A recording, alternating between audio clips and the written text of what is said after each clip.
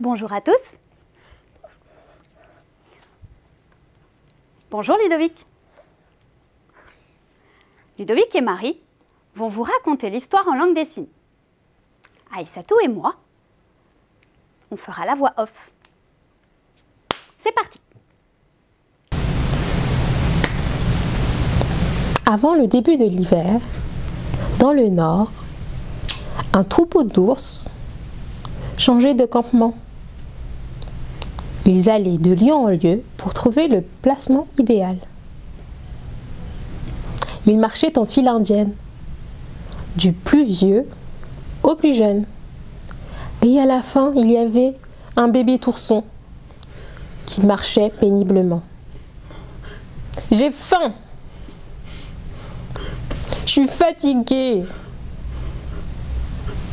J'en ai marre! Maman! » Mais sa maman était loin devant. Elle n'entendait rien. Soudain, il aperçut un arbre de fruits rouges.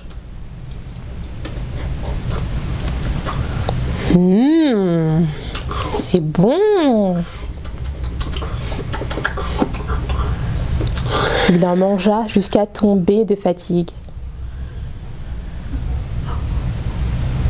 Et il s'endormit sur place.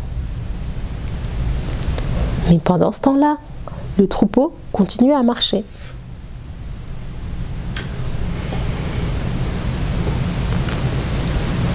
Il se réveille pendant la nuit. La place est vide.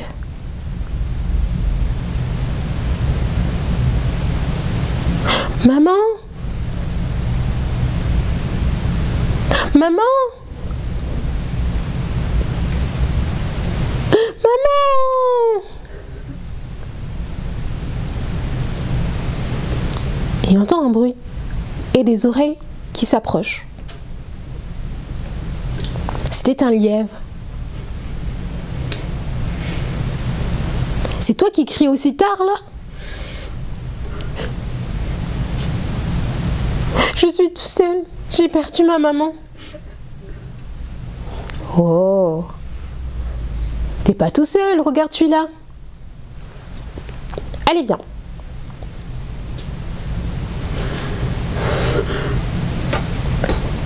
L'ourson suivit le lièvre dans sa maison.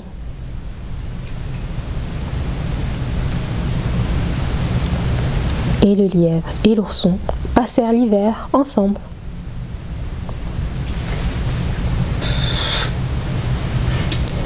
À l'arrivée du printemps, le lièvre sortit pour se balader quand il aperçut au loin un énorme ours blanc qui cherchait quelque chose.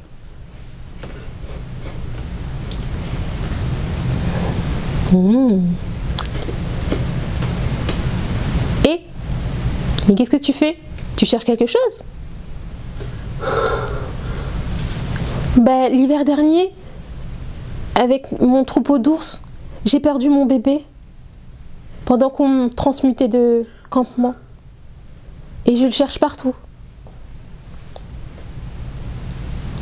Moi, je sais où est ton fils. Je l'ai trouvé. Allez, viens voir.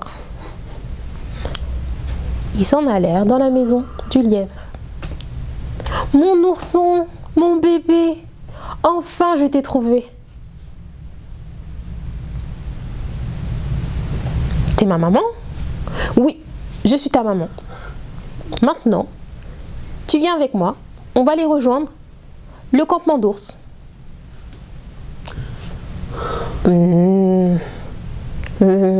Moi je veux rester ici, avec le lièvre, mon ami. J'ai pas envie de marcher, j'aime pas ça. Mais si, t'es un ours, et les ours vivent ensemble. Et si tu veux pas marcher, moi je vais te porter. Ah ben si. Et la maman ours prit l'ours par la peau du cou et s'en alla. pendant que celui-ci, gêné, se débattait. Ils arrivèrent au campement. La maman déposa l'ourson dans sa maison et alla lui préparer du bon miel. Voilà, mange maintenant, tu as faim.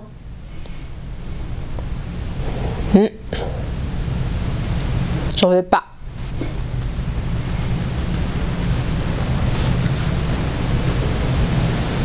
Peut-être que tu es fatigué. Tu peux dormir, repose-toi un peu. Je suis pas fatiguée.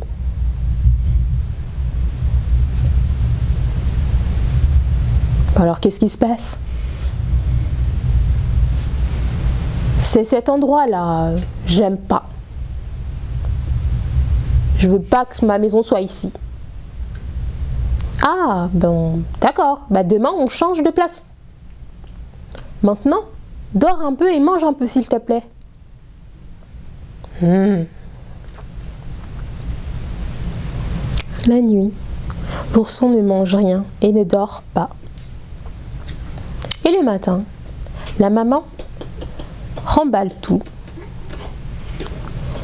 prend l'ours par la peau du cou et s'en va changer de place. Ils arrivent à la forêt, près d'une belle clairière. La maman reforme la maison et va chercher des fruits, plein de fruits, et le donne à l'ourson. Voilà de bons fruits pour toi. Tu adores manger des fruits. J'en veux pas.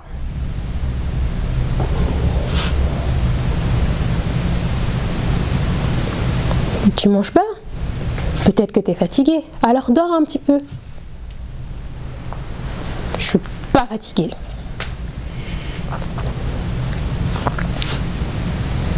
Mais qu'est-ce qui se passe? T'as pas faim? Tu manges pas?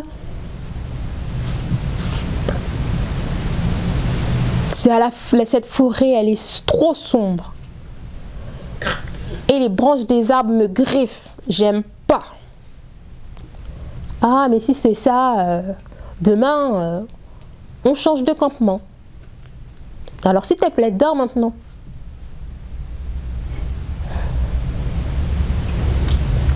Mais bien sûr, pendant la nuit, l'ourson ne dort toujours pas. Et le matin encore, la maman prépare le déménagement et s'en va trouver une autre place. Ils arrivent près d'une rivière avec plein de poissons. La maman ours pêche pour son ourson plein de bons poissons et lui propose.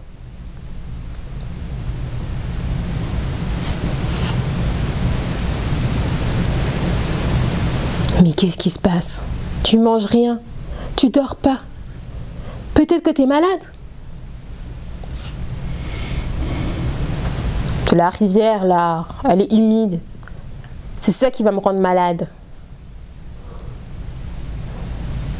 Ok, mais demain on change de place. Je vais chercher un autre endroit. Mais s'il te plaît, mange un petit peu, un tout petit peu et dors un tout petit peu.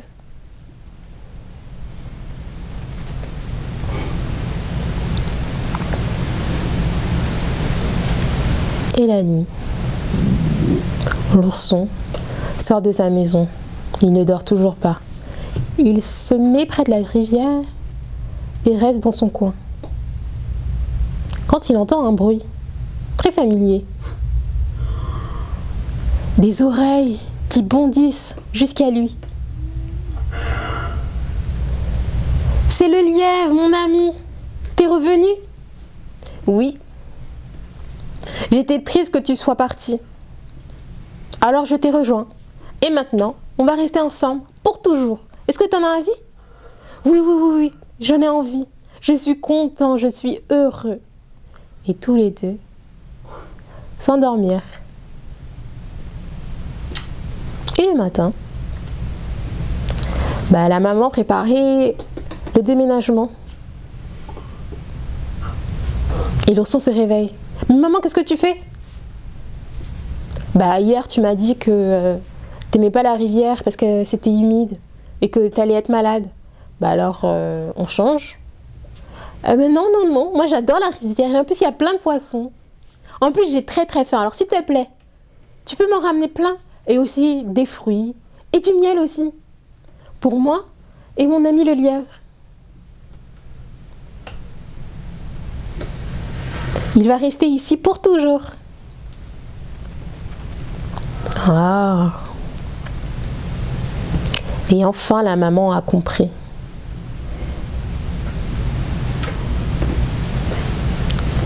L'ourson capricieux, c'est fini.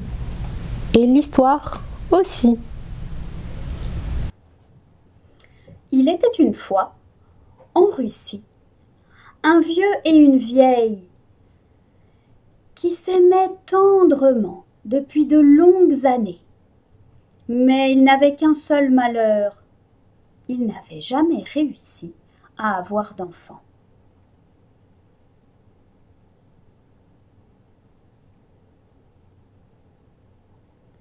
Un jour, alors qu'il avait neigé toute la nuit, les enfants du village sortirent dès le matin pour faire des batailles de boules de neige et pour fabriquer des bonhommes.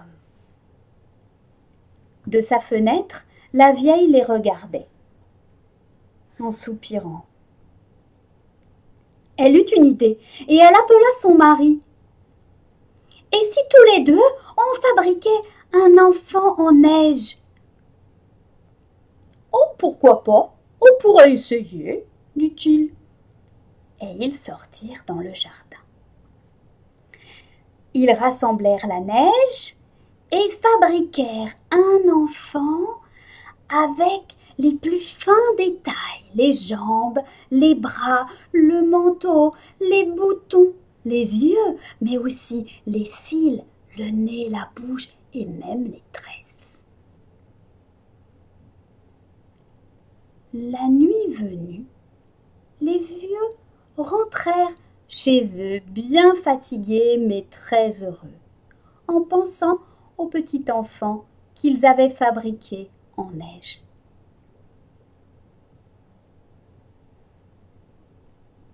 Le lendemain matin, la vieille se réveilla et aussitôt alla voir à la fenêtre son petit enfant en neige. Mais elle avait disparu. Soudain, elle entendit toquer à la porte. Toc, toc, toc. Elle descendit ouvrir et se trouva face à une petite fille de 10 ans. « Bonjour, je suis Snegurocha, votre petite fille des neiges. Je suis contente de vous rencontrer. »« Snegurocha, mais c'est un miracle! Viens dans mes bras, ma chérie !» Les vieux l'adoptèrent immédiatement. Et elle vécut comme tous les autres enfants. Elle était gentille, jolie, sage et intelligente. Elle se fit immédiatement dans le village plein d'amis.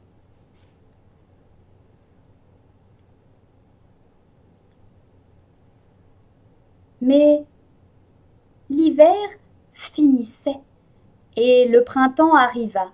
Le soleil réchauffait la terre. Et Snegurocha avait de moins en moins envie de sortir et préférait rester à la maison, dans le cellier.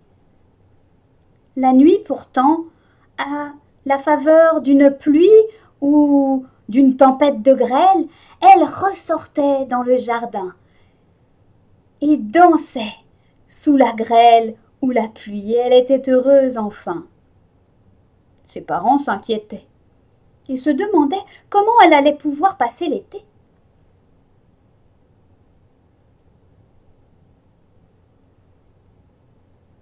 Un jour, pour la fête du printemps, les enfants du village virent chercher Snegurocha. « Allez, viens avec nous, on va faire la fête, danser, chanter. On a tout préparé. » Mais si, vas-y, ma petite, dirent les vieux. Et Snegorotcha sortit. Elle s'amusa avec les enfants du village. Elle profitait de la musique, elle dansa, elle vit toutes les couleurs des banderoles et de la bonne nourriture. Le soir venu, il était d'usage qu'on allume un grand feu. Elle se mit en file indienne et se prépara, comme tous les autres enfants, à sauter par-dessus le feu pour marquer l'arrivée de l'été. Elle s'élança et sauta par-dessus le feu, mais aussitôt, elle s'évapora. Ses amis la cherchèrent, l'appelèrent. Rien. Elle avait disparu pour toujours. Ses parents étaient tristes, bien sûr, mais en secret, ils espéraient que l'année suivante, Snegorotcha, leur petite fille des neiges, reviendrait. Au revoir, à bientôt!